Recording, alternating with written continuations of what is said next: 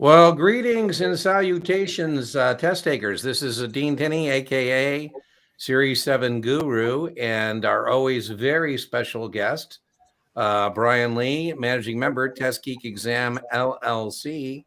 I think of him as the Test Geek himself. We always take care of a little housekeeping and then we get underway. I apologize. It looks like we are having some technical difficulties in broadcasting to LinkedIn, but we'll see if we got some folks out there. So tell us what series exam you're taking, where you're joining us from. We always like to see where people are joining us from. If you do have a question, put it in the format like this so Brian and I can see. We're here for fun and fellowship, but primarily content, helping you with content. And it helps us help you with content if we actually know what exam it is you're taking, because there's a lot of overlap in the way things are tested on different FINRA and NASA exams can be substantially different. It's not a requirement, but if you think about it, it would be helpful. I am teaching co-branded collaboration classes with Kaplan. I'm doing a Series 66, March 18th through the 20th. I'm doing an SIE April 8th through the 10th, and I'm doing a Series 7 April 15th through 18th. If you do the trifecta with me, the hat trick, I give you a nice commemoration tombstone. That is the date of your class where you join me, the date of your testing victories, that you have some kind of a memento to put on your desk. The best free supplement is my YouTube channel. But if you do want to buy a Kaplan QBank as a paid supplement or join me for a Kaplan class, the discount code for all Kaplan products and services, 15% at checkout, is Guru15. Brian himself has been kind enough to grant our viewers a 20% discount on his content. And the discount code for that is Guru20. I highly recommend. All in on Brian. He has videos for the entire course. And then he also has a PDF, which is class notes, and has a practice final. You can buy some of that a la carte, but I would recommend going all in if you have the resources. The live stream, if you miss us on a Tuesday night, we're also available as a podcast on Spotify. So if you want to subscribe to that and get it each week and listen to your car at the gym, feel free to do so. If you're using the YouTube channel, it's organized around your playlist. So it's a buffet. Take what you like, leave what you don't. But you find your series exam, and then your series exam would have playlists. For example, the SIE has 3 playlists: lectures, practice test and questions, and a podcast series. The videos in those playlists are in suggested watch order, and the playlists themselves are in suggested watch order.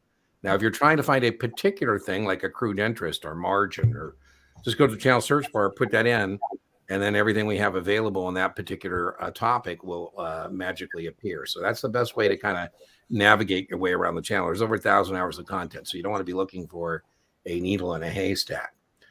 We end each of our sessions with a coaching call drawing. This is a 30-minute coaching call. It's not a floating contingent liability. So you claim within an hour, and I send you the Zoom invite. Isaac, if you're here, welcome. Isaac won last week, and we decided what we're going to do is I'm going to comp him a little extra time. And we're going to do an SIE practice exam, Series 6 practice exam together.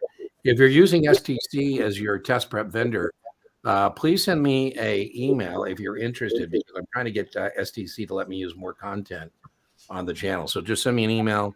Tell me you're a STC using STC as your vendor.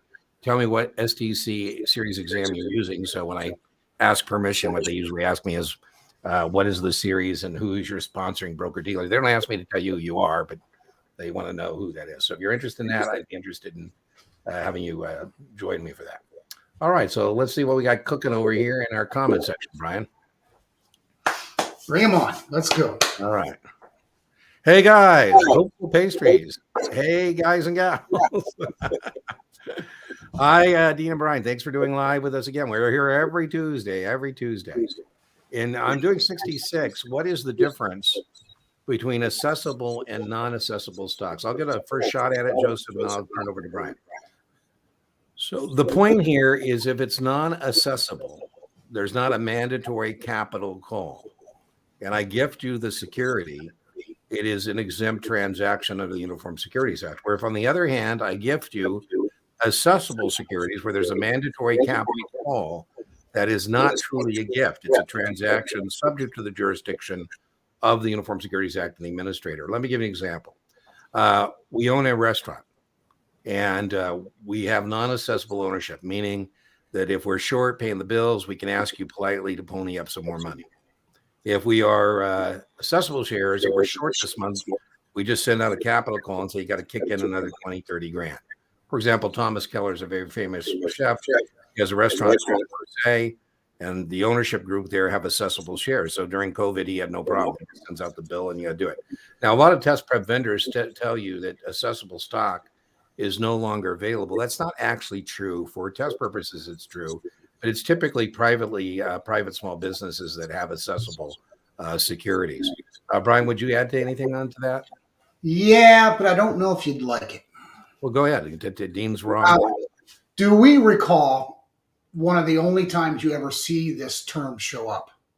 Well, which of the following is considered an offer or sale of securities? Right, exactly. And the answer was only accessible and never non-accessible. Yep, right. I don't know if this concept, and I know it's in Q banks and stuff, I don't know if this concept still shows up. I'll tell you, Brian's always, damn him. He's always concerned about the test itself.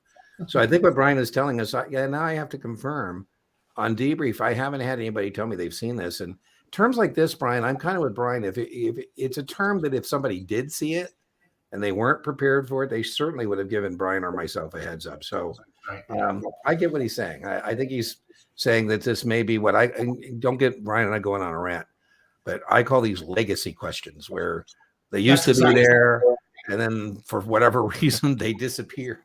Yeah. But nobody goes through and deletes their questions. Series 66 Chicago, Nico. I love Nico. Nico is on the last leg of his testing journey, so we'll be out.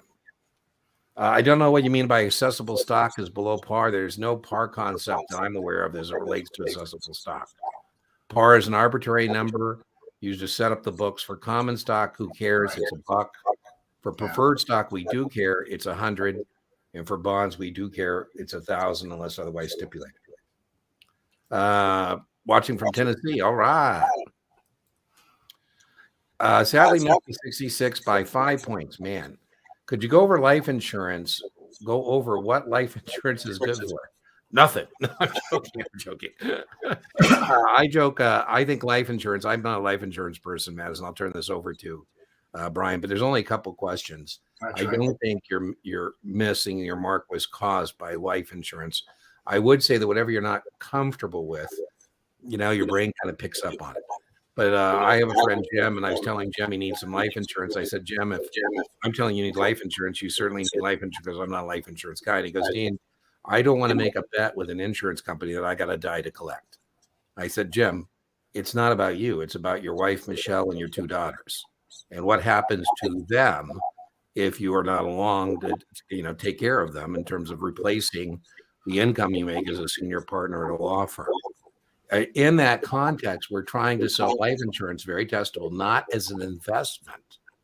We never represent it as an investment, but as a capital replacement kind of a thing. And so as part of that, we're going to do a capital needs analysis. Variable life, every once in a while, there's a weird question about hypothetical illustrations using variable life. And you can go to a max of 12, but you have to have a 0 period. What would you add to that in terms of insurance, Brian? Yeah, the Series 66. This is an area that I've always kind of targeted because it's a concept area that's not tested on your previous Series 7. That's right. So, there's essentially 4 different types of life insurance. You can come across a couple of these questions. The needs analysis has been a test question before.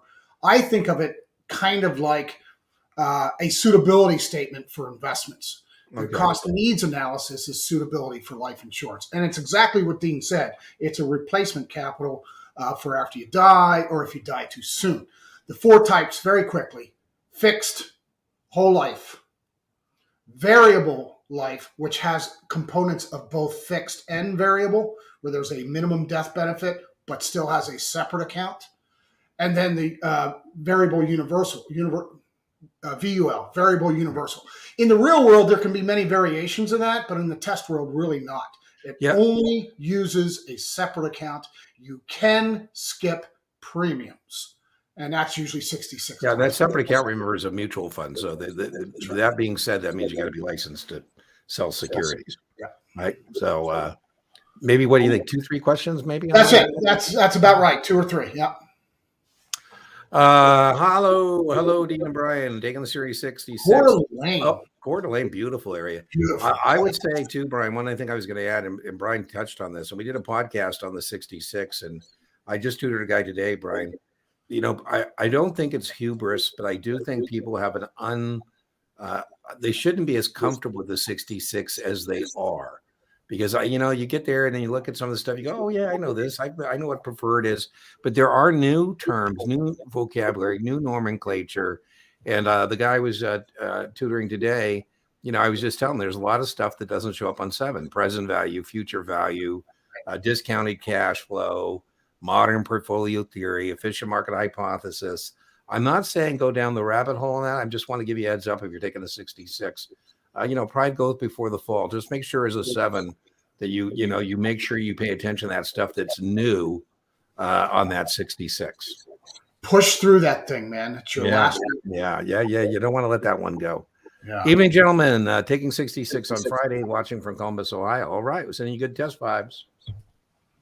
That's Brian's, Nico. That's Brian's mantra. Keep it simple. I think he says, keep it simple, Seattle is what he used to say. I used to keep it simple, stupid, but I guess that's politically incorrect anymore. Forwards and futures on the 66. Again, the venue here, Joseph, I am doing, if you want to join me, I'm going to be doing after this, a live stream overtime. And if you want to join us on that, you can go to here, and I think there's a couple spots left. I max that at 10 folks, and a whiteboard might be more helpful for you in terms of that. Now, to answer your question, I don't think, again, it's going to be a make or break thing for you in terms of your Series 66. I think most of the time in the beauty contest between forwards and futures, the winner, Joseph, is the futures. Yes. Because those are standardized contracts. You don't have counterparty risk. You would use them for the same reason you would use other things like options to speculate or to hedge. And so what you should be able to do is contrast forwards and futures. I gave you the 2 big ones, but check that out in your materials. I know Kaplan does a side-by-side comparison. And just remember, same for 529s and Coverdales. In the beauty contest there, 529 wins. And this beauty contest between a forward and a futures contract, the futures win. Would you add to that, Brian, anything? Not too much, because I don't want to focus or emphasize, because you're absolutely right. There's 2, maybe 3. One, of course, meaning that these neither are securities under the Uniform Securities Act. Right. So that's a law and reg question, basically. Yeah. But then you're absolutely right. You use them for essentially the same as you use options. Those who are bullish on the underlying commodity buy futures. Those who are bearish will sell future contracts. And generally, forwards are only done by institutional investors, not the public. Yeah, so futures is the winner for sure. That's it. I got a question about custody. I was curious of being able to take customer fees out of direct accounts. That is custody. That is absolutely right, because I take the money out of your account. So, in my example, when I was a practitioner, that was the only thing I could take out of your account is my asset management-based fee, but it's still considered custody. Madison, I think that might actually be pretty close to what they're asking for on the test. That is an example of custody. Yeah, anytime you have direct or indirect access to customer funds, that's custody. Hi, good night. Shout out to you both for my Series 66 win. Woo! Victorious test taker in the house. I don't know why you would not believe Brian and I and what we tell you is on the test, but it's always good when you have somebody who can confirm what they did or did not see when they went in the cave and they slayed their Series 66 dragon. Well, that gives you an advantage or disadvantage of 7. Well, you're kind of out of order there, but I think it's certainly an advantage to ever have a testing victory under your belt. So the 7 is a much broader exam, but yeah, I think you should feel good. What do you think, Brian? Advantage? I think so. Why would that yeah. Just get into those options and munis. Yeah, that's right. You got more stuff for sure. Yeah, more stuff for sure. Just took the 65 and got crushed. Well, we don't like to hear that. I hit bottom on investment recommendations and economic chapter. What approach would you guys recommend to implement? Well, no surprise, Jared. I will link to an economics lecture in the video description. What we usually do, if you're joining us for the first time, is we link to things that don't lend themselves well to this live stream format, either lectures of Brian that has available or I have available. Brian has free stuff on YouTube as well. I'll link to my economics lecture for you. I'll also link, Jared, to a collaboration, Brian, I did on the 65. We have a whole podcast series on the 65, and I'll link to that. And I would suggest you go over that. And maybe the first video in the 65 playlist, which is about the 65 and the content outline. So that's what I would recommend. Make sure you get to, I don't know how fresh this hurt is, but I would also tell you I have 5 recommendations about how to respond to this misfortune. And I'll link to that podcast episode. If the hurt is fresh, one thing I recommend, Jared, is you go get the 65 test content outline. And right now, do what I call a hot debrief. Take that and just go through it and say, plus means you thought you owned it intellectually, you were above passing. 0 means you're at par passing. On the counterintuitive, we're looking for minuses. And if you can put a bunch of minuses there, that might help us focus on this next attempt. So we're hoping it's not, you said you got crushed, or maybe you got crushed on everything, but that might be helpful. Brian? The one thing about the economic section, remember, it's economics and business information. That's right. Where the balance sheets and income statements are. You got to know your balance sheets. Yeah. So I'll link to that. I think Brian has one on balance sheets too, don't you? I'll link to that. Yep. We have you have to know monetary policy, fiscal policy, interest rates. Daniel, thank you so much. You are too kind. Thank you. Carla, good evening, Dean and Brian. I've been studying now for a couple months for the 66. I lost momentum and I haven't picked up materials for a month or better. Oh my God. Yeah, I do. Just start fresh, pretend it never happened. If you feel there's some residual knowledge base there, Carla, I might recommend doing a practice test just to see what you pull and see if it looks familiar or it's just gone, if you've gone completely feral, for lack of a better word, then you would start over. But if you maybe you do that practice exam, looks familiar, then you can build upon that. What do you think, Brian? I like it. I like it a lot. Yeah. Using STC for 66 and finding the practice test questions, very trivial. Well, that's a good thing, I would think. I mean, if you find them trivial, that means I'm assuming you're not running into any kind of a problem. Don't want to talk myself off of the stuff I know.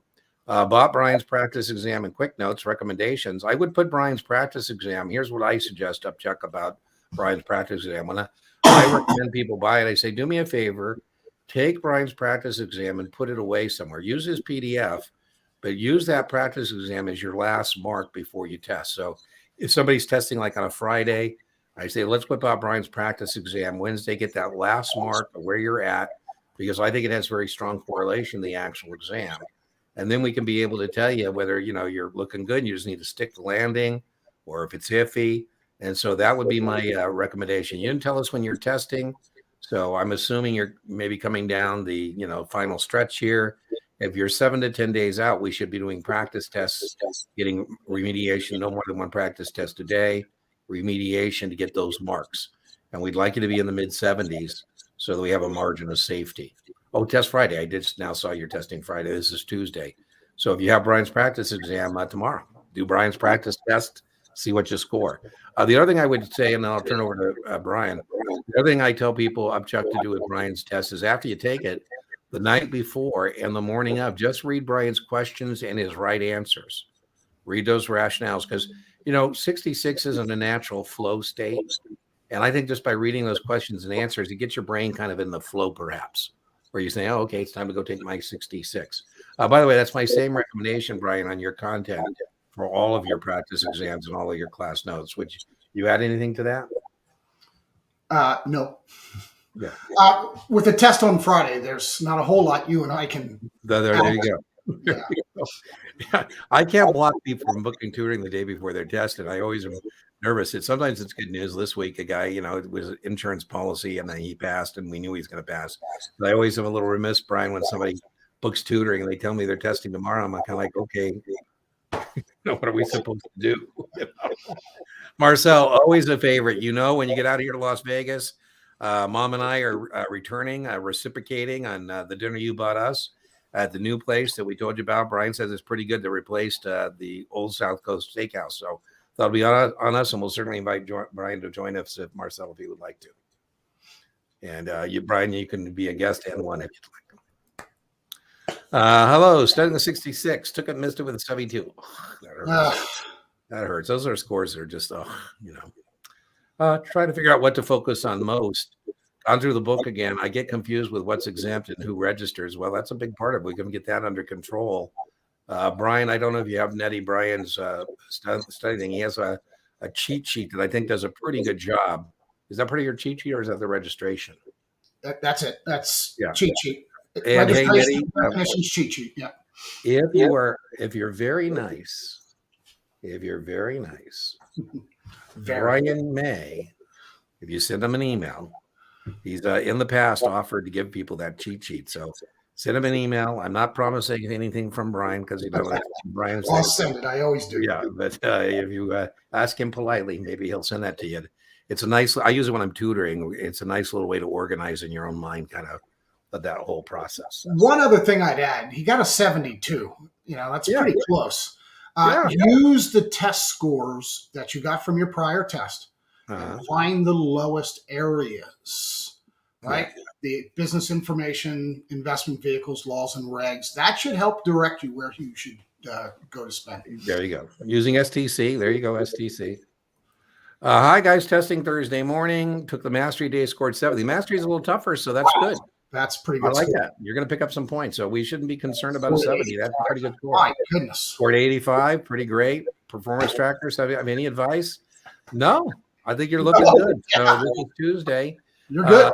Naromi, I love that. Naromi. That right. That's a cool name. I like that. Naromi, get a good night's sleep tomorrow. I think there's no reason for us to think anything other than you're going to make your mark. And so whatever you're going to do, don't go down any rabbit holes tomorrow. Just relax, maybe review your notes. What you're doing is fine. So you just got to stick the landing is what I would say. There's no reason to believe that you're not going to stick that landing, and join us next Tuesday for, right? The bell will ring for you next Tuesday, I'm sure. What do you think, Brian? That looks pretty good, don't you think? The scores are phenomenal. They're very good. Just keep it simple. Stay with what you know. Okay? Yeah, you're not going to get rid of the nerves. They're always going to be with us. I'm nervous. Yeah, right. We got to keep it simple. Stay with what you know. Yeah, that's right. Don't change answers. Don't outsmart yourself. That's right. Right. Keep your brain out of your way. There you go. Jason, studying for the third try at 65, using Brian's videos on Test Geek. Finally getting things dialed in. All right. Woo. Love it. Love it. Thank you, sir. Past 63 today. All right, Erica. They got me through every test. There you go. Erica, it's such a gratifying thing when people matriculate through their testing journey. And, we on the channel now have people have joined us for the entire matriculation from SIE to 6 or 7 to 63, 65, or 66 to even 9s and 10s and 24s. And we're coming up on, Brian, 3.5 million views. Can you believe that? I don't know if that's one person watching 3.5 million times. It's me. We're coming up on 30,000 subscribers. And Erica, Brian and I come into your life for a reason and a season. The reason is to help you pass your exams, make your mark, or get your P, as Brian says. And the season and how long that takes you. Now, Erica, I would tell you that doesn't mean that you have to unsubscribe from my channel when you pass your exams. I get it. I have people saying, hey, Dean, I'm out of here. I'm not subscribing. I go, okay, but you don't have to. I try not to send too many notifications. So, I hope I'm not too much of a nag. Series 65 from Waterlog, New York City. Oh, wow. Well, it's been frozen. It's been waterlogged. My goodness gracious. What's happening in New York? Mother Nature is messing with a lot of people all over the world, I tell you. What's the difference between standard deviation and expected return? Wow. Joseph, I'm going to try and take standard deviation first, and then I'll try and do expected return. I will tell you that I think Brian and I are on the same page in terms of we believe that we're not trying to get people a CFA. We're simply trying to help people make their mark on their 65 or 66. The way I think of standard deviation is variance or volatility. And I use as an NBA fan, as a coach, and I have players on my team. And I've got, Joseph, one guy, both players give me 20 and 10, 20 points, 10 rebounds. That's their average. One of those guys gives me 40 points and 20 rebounds one night and gives me 0 the next. The other guy reliably gets me 20 and 10. Now, that's neither a good thing nor a bad thing. It's just a matter about, again, volatility. The 40-20 guy is more volatile. Brian has a very great practice question on his practice test. I think it's question number 1 right out of the gate. It asks you about standard deviation. You just got to recognize this idea of volatility in the data set, and that volatility, you should be compensated for that volatility you're taking, referred to as beta. Now, expected return is kind of tied into that idea of volatility. I'm oversimplifying. But if the market return is 10 and I have a beta of 1.5, my expected return would be 15%. Now, I'm not taking into account the risk-free rate of return. I'm not doing the CFA calculation there. I'm just giving you a simplification. Brian is a serious math geek, so he might have even a better mathematical explanation than mine. What do you think, Brian, about those two? You hit the nail. You really did. The deviation is just deviation from an average. So if a stock averages 7% a year, how much does it deviate from that? That's standard deviation. And expected return basically is always beta. And boy, Joseph and Brian and I are going to tell you, I hate vendor questions, Brian, where they give them, like a statistics college question. Like I had somebody today had a practice question about 2 standard deviations and where the data set would be. And I'm like, oh my God, why are you doing this to people? Exactly. So, but again, in my analogy, Joseph, I kind of joke when a player gets a big contract, we have to decide, is that really the average, right? That central value. Is this guy all of a sudden this much better and he deserves to be paid on that? Or is he just, having a, out of his mind kind of a return season? I like to connect on LinkedIn. That's cool. Carlos, Carla, I think is soliciting. It's okay. I don't have any problem with that, Carla.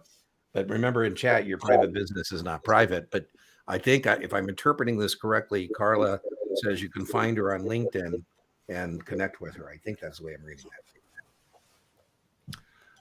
From Illinois, Ivy. All right, welcome.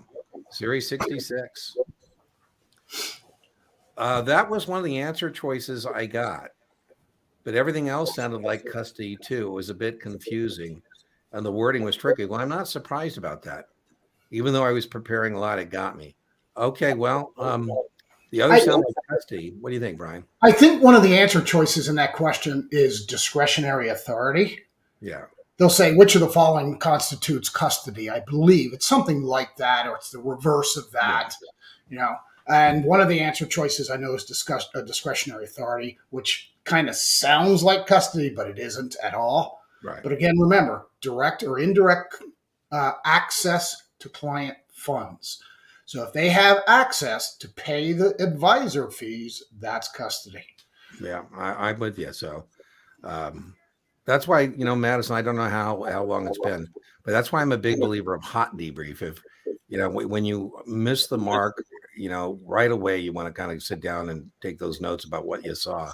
Yeah. And then sometimes Brian and I get feedback and, and then it'll dawn on me, after the 5th time that somebody's telling me what they saw, I go, oh, that's what they saw. Because there's oftentimes some missing pieces. If you get enough of them, you can fill in the missing. Yeah, exactly. All right, let's see who is next here. Conviction of a felony and misdemeanor. Well, let's just start with the felony. Is a much bigger deal.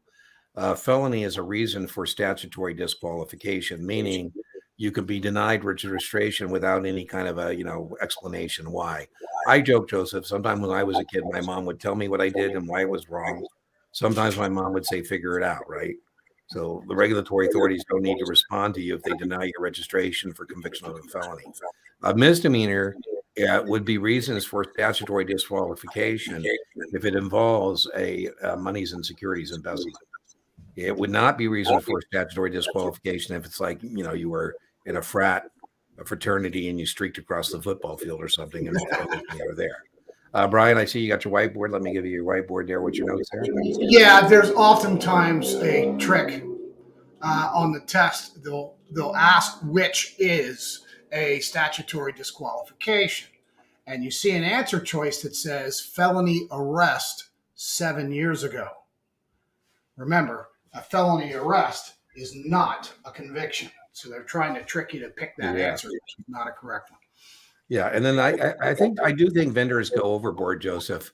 I had in social media some people asking about something that was a misdemeanor in state A and is a felony in state B. I haven't had anybody ever tell me they've seen anything like that on the test. And boy, talk about how many angels can dance on the head of a pin question. People went on and on about, oh, well, it's wherever the state was that I'm like, oh, whatever. Studying for Series 7 can't get above 60 on Kaplan Q-Bank. Should I be doing individual chapter quizzes first? So, Mitchell, I don't know when your test date is, but, a lot of times you can be, I don't know, without more information. Could be you're just working too hard and you're too close to the material and you're wearing yourself out. If you're 2-3 weeks out, I don't know if you are, I'd give yourself permission to just take a day away from Series 7, a day off, just to refresh, to reset, and come back to the material, because you might be trying too hard. If you're pushing, you're trying too hard. You got to kind of let it come to you a little bit. So I would say, by the way, I recommend everybody take at least one day off in their study effort each week. But I would tell you maybe take a day or two just to step away and then come back and see if that doesn't pop. I've had many people who do that. It pops immediately because they're not overthinking it. What do you think, Brian? Well, for Series 7, a 60%. The first thing I'm going to say is how you doing on your options. You got to be watching Dean's videos on options or mine on options. You got to master those option contracts. Keep it simple, right? Yeah, remember I'm with Brian. Pay attention to the weighting. The 4 functions on the test, Mitchell, are function 1, prospecting, function 2, open a customer account, function 3, make an investment. That's 91 questions. Of those 91 questions, the 3 biggest areas there, and that's also about suitability, is going to be options, munis, and mutual funds. If you can really kind of max out those 3 investment vehicles, I think you can get awful spastic and still pass. But if you're weak on options, you're weak on mutual funds, you're weak on munis, it's tough because there's not enough points in play elsewhere to make that up. Just past the life and variable annuities, SIE 663. Wow. Always gratifying. Always gratifying. Watch me give you 100,000 hours of your content. Well, Jacob, thank you very much. We are coming up on, can you believe this, 800,000 hours of watch time, Brian. That's crazy. That's crazy. Isaac, my pleasure. I'm looking forward to you and I getting in that Series 6 practice test done. So I'll reach out to STC Thursday because I want to update them on how they're doing on the other exam they let me use on the channel. That's going to be my end to say, hey, can I do another one? Preparing for the 7. Do you recommend passing chapter tests? Yes, I do. So, take it as it comes to you. I think Brian has a great idea, and I'll just, I think I'm paraphrasing correctly. If not, Brian will correct me. But I like what Brian says. Do chapter 1, unit 1, whatever it is. Do your chapter quiz. And if you get a 75, is that what it is, Brian? 75 for the I don't worry too much about scores in the beginning. Okay. So then you move on to unit 2. And now here's the key part. When you get unit 2 done, you do your practice questions. Once you get that done, you got to do another one where you combine unit 1 and 2 questions. So you do unit 1 practice questions, unit 2 practice questions, then a unit 1 and 2, then you move on to 3, and then you do a unit 1, 2, 3 practice question, so on and so forth. So I think that's one of Brian's recommendations. I think so you build and reinforce, and reinforce. Because if you don't do that, it might take you 3 weeks. Yeah, it might take you 3 weeks to get through that chapter or the entire textbook. By that time, you forgot what the hell was in chapter 2, right? That's the problem. If you don't do that way, you forget the caboose, right? You spend 3 weeks, and now you don't remember unit 1. So. Hi, Dean, just failed 65 for a second time. Give me one more time before they fire me. Okay. So, again, I'm going to link to my 5 recommendations on how to respond to the misfortune. The lecture, the podcast episode called You Failed. Is it over? Spoiler alert, the answer is no. And so I have 5 recommendations. I would hope, sometimes I wish people would have watched that before they go back to their employer, because your employer is looking for a certain response as well to that misfortune. So as I said earlier, I definitely want you to get the test specifications. I want you to hot debrief based on those test specifications before you move on to your next attempt. Ryan? Dean and I both are big believers. We see too many of these where people are missing the mark by 1 or 2 questions.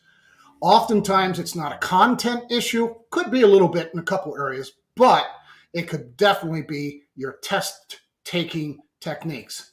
Don't overthink. Don't change a lot of answers at the end. That could be the difference between that one question. I got to tell you, Brian, I'm dating myself. I am so true believer in what you just said, that in the old days, before there was a 30-day wait period, I would tell the people who missed it by 1 just to cue the damn thing up again and just stay down there until they passed it, because it's not that you don't know the content. Now they make you wait 30 days. But I'm with Brian. The one question is not typically knowledge deficit. It's some other variable. And that's, most firms know that. And that's why most firms are sending you back down there. Right. So I guess that's the good news. But, watch that podcast episode. I'll link it to the video description. And, like I say, follow those 5 recommendations. I think we can find you the points you need. Thank you, gentlemen. I was told to ignore what to score and start fresh. I'm not sure. Well, you don't want to think you almost missed it by 1 and then you find 2 points and then something else falls out of that. So I don't know. I don't think starting fresh is necessary. If you already have the base laid, you want to keep the base. Yeah. But if you get like below 60, then yeah, you got to pretend that never happened. So I just think it's circumstances, and you got to pick what you're comfortable with. You don't want to have so many voices in your head that you can't move. But I don't think you should pretend like you don't know anything. If you got like a high 60, you obviously do know some stuff. And so I would try and retest before you forget all that stuff. What do you think, Brian, about the recommendation to ignore the? What I tell everybody: look at your score sheet, find out your deficit areas. Right? Brian and I are big believers in Kaplan's performance tracker. The test specifications you can use as a performance tracker, right? So what I want you to do, Nettie, is get that test specifications published by NASA, go through that as kind of like a performance tracker and say, these are areas that I felt like I did well in. And these are areas I think I didn't do well in, and we want to bring everything above par. We want to overlearn it. So that would be my recommendation. Different. I read the book. I'm really grinding the last couple of days, but still couldn't get it. Really grinded. I don't know what grinding means. I would like to know what your study plan was, and should you study differently? I think you should do something different. We don't know what, but yeah, you don't want to do the same thing that led to missing the mark. Again, watch my podcast episode. I have recommendations in there. One of them is what you're doing and what you should do differently.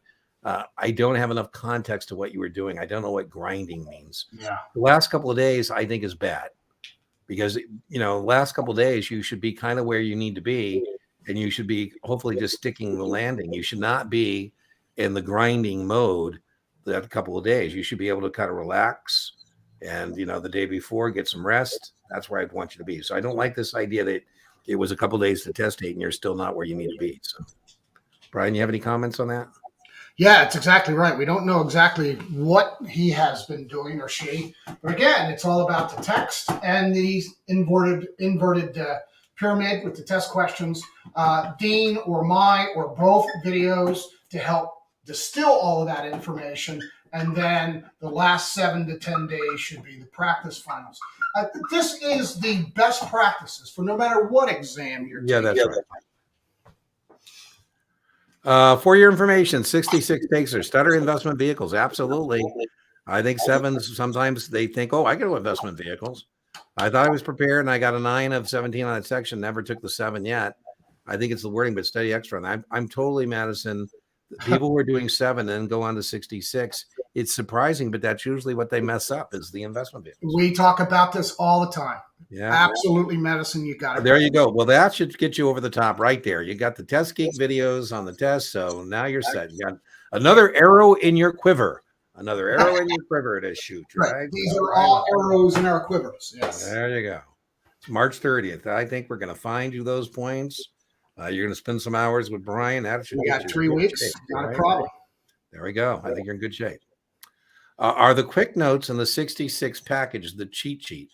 I think they're called class notes. Are yours class notes, Brian? Both quick notes, class notes, same thing. Yeah. Quick okay. notes. No, they're a general summary, a summation of all the testable concepts. Yeah. They're not the cheat sheets themselves. You can create cheat sheets from those, obviously. Yeah. On Brian's website, are those available on the website as a standalone, all the cards? The quick notes, the combo pack. If you want just that registration of persons cheat sheet, that's what we're talking about, cheat sheet. Yeah. Registration of persons. You have to email me and I'll just send it out to you. There you go. But the quick notes, practice finals, that's on my website. Oh, man. I'm so glad to see somebody from LinkedIn. I thought we had problems. So good to see that LinkedIn, somebody's joining us from LinkedIn. I told Brian before we started, I go, oh, that LinkedIn's temperamental. I'm not sure we're broadcasting to LinkedIn. So welcome. Test question right off the gate. He's got some professional designations there that I'm sure he has earned. But, on your 65, 66, we better not be putting that stuff after our name if we don't have it, right? Hello, Mr. Dean Brian. I took the 66 past week, failed by 7 points. Any advice would be helpful. I've been using Kaplan QBank and Brian's Test Geek Prep. We've had this come up a lot in tonight's session, and that's fine. I will link to my recommendations for how to respond to that. And as Madison just said, look at your test scores. Is the investment vehicle area the lowest? Is it the laws and regs? That's oftentimes the highest, believe it or not. Is it the econ business information? This is your performance tracker. Find out where that low area is, and again, start filling in holes. There you go. His Test Geek website. I got his whole course like 3 weeks. I definitely recommend. So thank you. Yeah, most people, Brian gets lots of recommendations. So I mean, that's good. Referral. And so does me, of course. Mr. D, Mr. Brian, took 66 past week, failed, but I think we just did that one. I think. Yeah. Nico, no notice filing Fed AIs, right? Yes, no notice filing Fed IAs. The Fed. It's the securities that we do notice filing, not the investment advisors. Actually, they do. Advisors do notice filing as well. Anything that's federally covered, and it's a courtesy. It's not a registration. That's exactly right. Right. So, either of you hearing questions about per stirpes and per capita related to wills? That's been around for years. Brian, did you still having people see it? I think in the video course I do bring it up. I've not heard it on the test. Yeah, that kind of goes with that one we were talking about with accessible and non-accessible. That's right. I do a little illustration on per stirpes. Do. He's got a question I love. Right. I love that question you have on remainder man. Yes. Which is tied to per stirpes, by the way. Yeah, you got to be careful. So whether it's, Brian, was me, whoever, it's good to get voices that confirm test issues, but be careful that you don't have so many people in your head that, you can't, you can't think straight. Preparing for 65, I'm struggling with discounted cash flow, internal rate of return, net present value, and CAPM. That's a lot of stuff. And returns. How much time should I spend on this? All the other material I need to know for the exam. How do I order Brian's exam? If you just want his practice test, it's about $20. And you could do that through his. Can you do that on the website, just the exam, or do you have to go through your email, Brian? You can do that on the website. Yes. Okay, so let me just put that up there for you. Yeah. Here's a shortcut for the DCF IRR NPV. I've got that YouTube video. It's my best. I will link to that. On the planet. And I'm about to go a little further than that, Brian. So here comes Dean in this. So the classical example. You might want to go to deantenneytutoring.setmore.com. I think there's still a couple spots. We will reconvene at 6:15 Pacific time, and I will have a whiteboard and I can walk you through this. But the classic example, discounted cash flow. Now, Brian is a math geek. I am not. So I call Brian because I know he's good at math. I say, Brian, I just won the lottery. They're offering me $1 million right now, or they're offering me $100,000 for the next 15 years. I tell Brian, I say, well, it's a no-brainer, right, Brian? $1.5 million is more than $1 million. And Brian says, well, Dean, $1 $1,500,000 at a distant future date isn't really $1,500,000. Right. You know, that $100,000 15 years out is going to be worth a lot less than 100,000. I said, well, Brian, could you do me a favor? Could you do some discounted cash flow for me and tell me whether I should take the million or I should take the payments? So Brian does the math.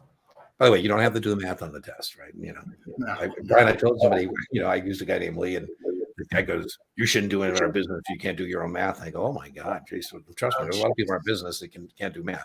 Anyways, Brian calls me up and he says, Dean, the net present value of the 100,000 payments for 15 years is $900,000. Right. So you should take the million, right? Because it has negative net present value, right? So that's what that concept is. Or Brian calls me back and he says, Dean, the discounted cash flow shows that 100,000 for 15 years has a present value of $1,000,001. So you should take the payments because the $1,000,001 is better than $1,000,000. It has a positive net present value. So discounted cash flow could be applied to any kind of an investment that has an income stream. The obvious thing would be a bond, but it could be stocked with dividends, right? Mr. Buffett likes Bank of America stock.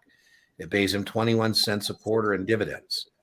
And so he says, okay, what is the present value of all these dividends I'm going to get? And decides what kind of valuation he'd be willing to pay for the stock, right? That is tied to net present value. Now, internal rate of return is what takes present value. Again, I'll turn over to Brian. I may be oversimplifying this too much. No. But if I have a present value of 100 and my client says, Dean, I want a future value of 400. The internal rate of return is what would take 100,000 to 400,000. Right. So when I was doing private equity asset allocations, I would say, hey, Brian, we're going to target an internal rate of return on these private equity funds of 22%. No guarantee we're going to get that. But if you invest $10 million in this private equity fund and we do get an internal rate of 22%, here's what the future value would be. Right. So that's what the internal rate of return is about that. CAPM is where we get this idea of standard deviation and beta and expected returns. I don't think you're going to have to do the math that most vendors make you do. Let's see what else. Okay, what do you think, Brian? You like my explanation, or would you like? I do a lot, and I simply say essentially the same thing on my YouTube video that you just did, but I use a little bit more illustration so you can actually see where those numbers come together. But you hit the nail. Okay, so we will link to that in the video description afterwards. Sometimes I don't get it done tomorrow, but I go back and I edit, and then I add the video links that. One thing I would add to this, depending on which test, 65, you might get a total of 2 questions. Don't go down rabbit holes. Yeah. Two, 66, maybe 1 or 2. Please. Yeah. If you're not good at math anyways, so if you love math or hate math, statistically, those are good test takers. People who are apathetic about math are not typically good test takers. I am a person who doesn't really care for math because I find it incredibly boring that 2 + 2 is always 4. Math people love that. I like to have cocktails with my friend Brian and talk about what is beauty. We have some adult beverages. We get closer to what it is or what it isn't, but there's not really a right answer to that. What's that? I have the right answer. What is beauty? What's beauty? Truth. There you go. Beauty. So anyways, what I'm saying here is that if you're not a math person, it's a total, I don't want to say total waste of time. Be economical with how much you invest in math that isn't enough for you to devote that time to it. I would like you to have abundance elsewhere so that you could say, you know what, I think if I get one of these crazy questions, I'm going to guess B, a sign of the universe, I'll make it up elsewhere. Now, Amato is one of my favorite participants, Brian. Here's what I like about Amato.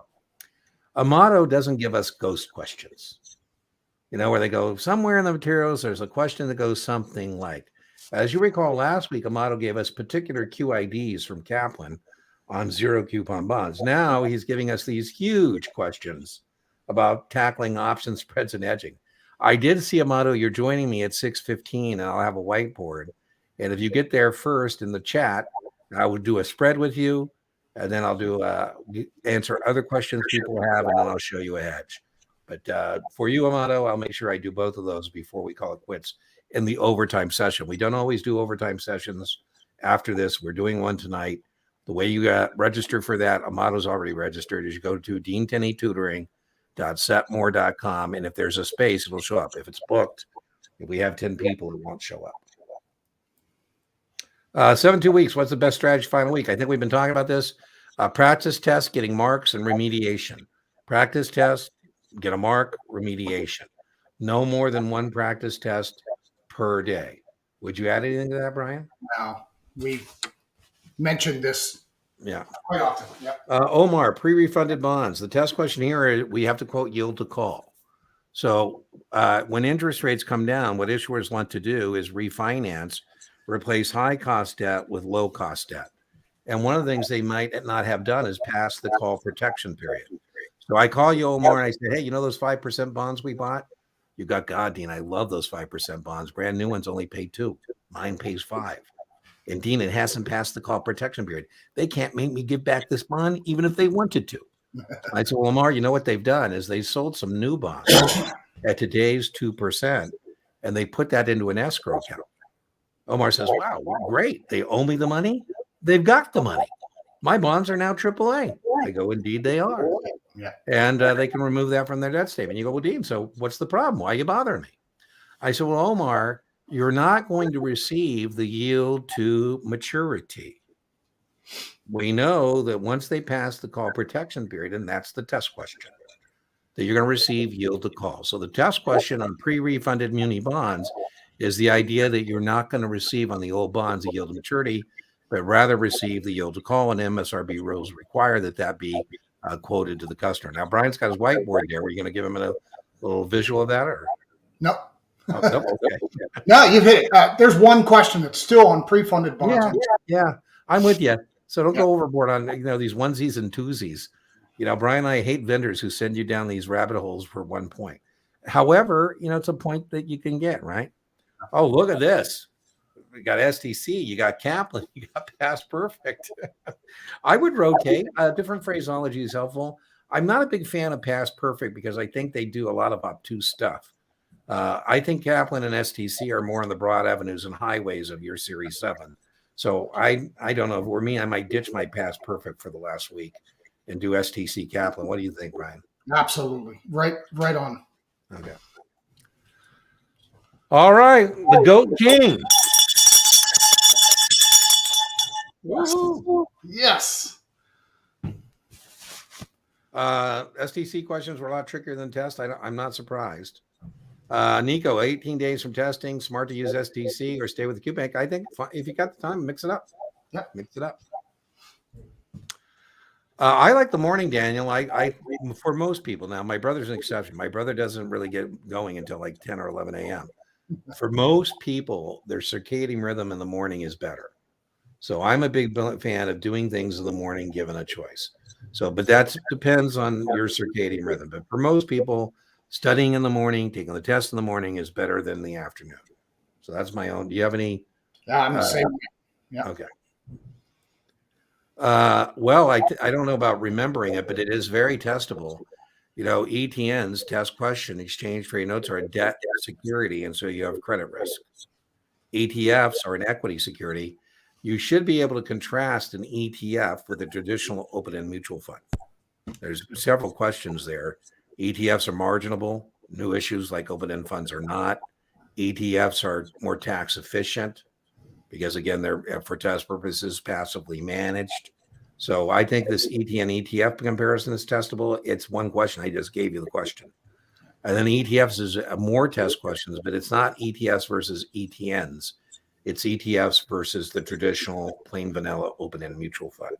What would you add to that, Brian? Anything? Absolutely. There's one question on ETNs where it is a debt instrument that's tied, the principal is tied to an equity index. So there might be some suitability issues because you don't want fixed income guys tied to equity markets.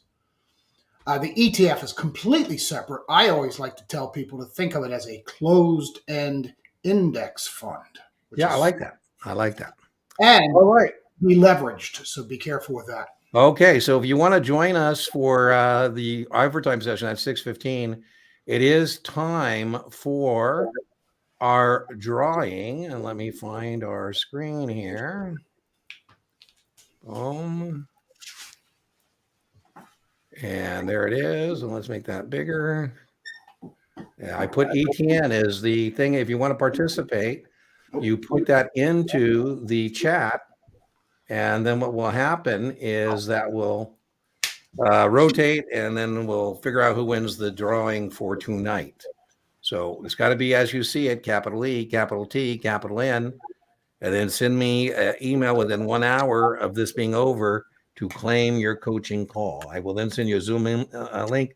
Feel free to nag me and be on top of me like Isaac, because I'm really struggling to keep up with everything going on the channel. I am the same way, Dean.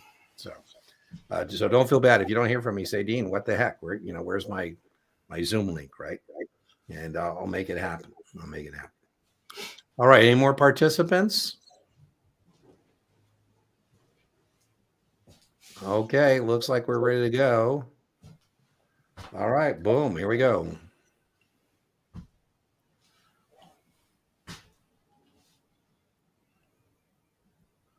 And the winner is Lindy. All right, Lindy. So send me a email at dean7guru@gmail.com, and we will make sure you get your coaching call. The coaching call is recorded. It is shared.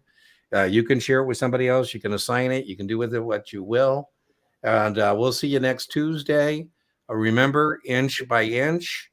Your Series 7 is a cinch, or your NASA FINRA exam, whatever it is a cinch. Yard by yard, it is hard. Brian, and you say? As I always mention, keep it simple. Stay with what you know. You take the test. Don't let the test take you. All right, everybody. We will see you next Tuesday, 5 p.m. For some of you, I'll see you in 15 minutes in the Zoom classroom. Bye-bye.